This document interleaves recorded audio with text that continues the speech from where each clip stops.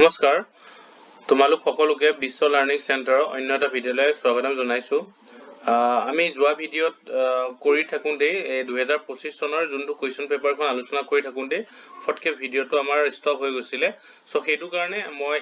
এই কোৱেশ্চনটোৰ কাৰণে 2025 চনৰ কি কোৱেশ্চন সেইটো কাৰণে মই ফটকে এটা শৰ্ট ভিডিঅ' বনাই দিছো বাকি পাৰ্ট কিটাৰ লগৰখিনিৰ কাৰণে 2025 চনত ইকনমিক্সৰ ফাইনেলত কি কোৱেশ্চন আহিছিল মেথছৰ সেইটো আমি আলোচনা কৰিম Question to asile in an economy marginal propensity to save is 0.5 what will be the increase in income if there is a new investment of Rs 600 crore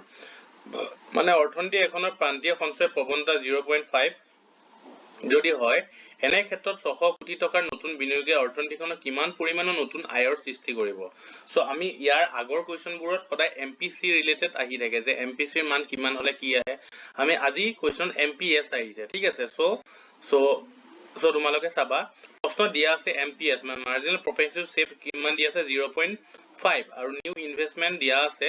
বা নতুন বিনিয়োগ কিমান দিয়া আছে তোমাৰ চেঞ্জ আইডিয়া আছে 600 কোটি টকা অলৰেডি আমি পাইছো এই 600 কোটি টকা নতুন বিনিয়োগ দিয়া আছে আৰু এমপিএস 0.5 দিয়া আছে আৰু উলাব লাগে নতুন আয়ৰ সৃষ্টি কিমান হ'ব মানে ইনক্ৰিজ ইন ইনভেষ্টমেন্ট কিমান হ'ব নতুন আয় চেঞ্জ ওয়াই বা আয়ৰ বৃদ্ধি বা ইনক্ৰিজ ইন ইনকাম কিমান হ'ব এটো আমাৰ উলাব লাগে অলৰেডি আমি জানো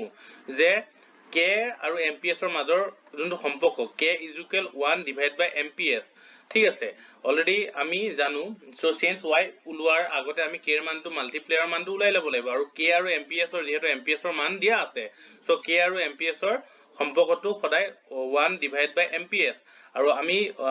MPS ৰ মান অলৰেডি আমি পাইছো 0.5 আৰু ওপৰত আমি 1 আছে আৰু 1 ক যদি 0.5 এ আমি ডিভাইড কৰো k এৰ মান পালম কিমান 2 k এৰ মান আমাৰ পালো 2 এতিয়া আমি অলৰেডি জানো যে মাল্টিপ্লায়াৰ ফৰ্মুলা বা k = change y / change i income ইনভেষ্টমেন্টৰ পৰিৱৰ্তনৰ ফলত ইনকামৰ কিমান পৰিৱৰ্তন হৈছে অলৰেডি আমি জানো k এৰ মান দিয়া আছে 2 আৰু চেঞ্জ y এৰ মান উলাব লাগে আৰু চেঞ্জ i মানে ইনভেষ্টমেন্টৰ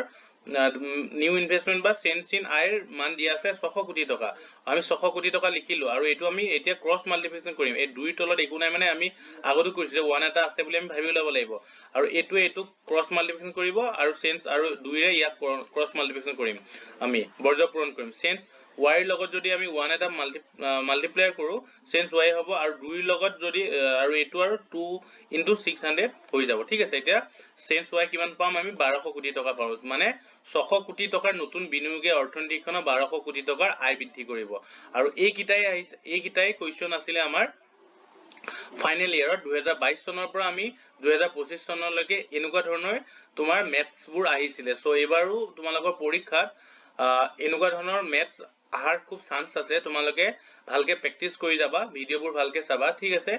যদি ভিডিঅটোৱে তোমালোকক অকমান হেল্পফুল হ'ব বুলি ভাবিছে বা সহায় কৰিছে